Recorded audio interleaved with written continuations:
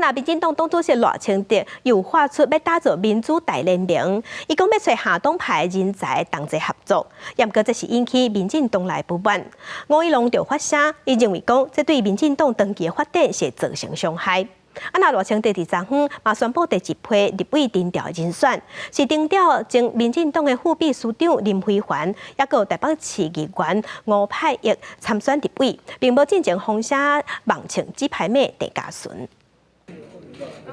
民进党2024的立委选举，党主席赖清德是发出打造民主大联盟，但是无党籍的李正浩来合作，佮传出有去定选假牌妹地加顺来参选，引起党内的反弹。要选2摆立委的纵跨台湾联盟理事长吴怡农30日面册讲，民进党敢若是为着选举热度，甘愿放弃含党共坐一只船的少年伙伴，认为讲民主大联盟可能对民进党长期的发展造成伤害。民进党征召本党的优秀人才，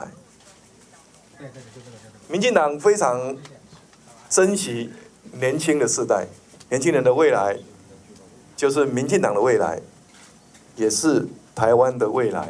定调出现争议，党主席赖清德特别伫31中执会了后，亲自来宣布6个困难选区的名单，并无大家一直讨论的假牌妹和黄捷。前民进党副秘书长林辉环去出战台北市中山北松山的立委，文山南中正定调议员王敏生，中正文化吴派益出线。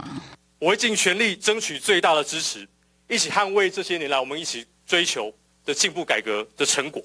不让台湾走回头路。担任过幕僚，过去这些高压的训练给予我的是踏实的经验，也让我有信心。另外，李北月是参选高雄市第3选区，刘仁照是参选桃园市第5选区，孔世明参选苗栗县第1选区。那无聊出身嘛，定调社会的专业人士，赖清德是强调讲推出民主大联盟有3点意义，包括政治工作者要有接受新观念的勇气，希望和无同的角度的经验和看法入来到民进党决策的思维。后礼拜开始，阁有演讲会，要拍拼消除党内的信赖危机。记者综合报道。台湾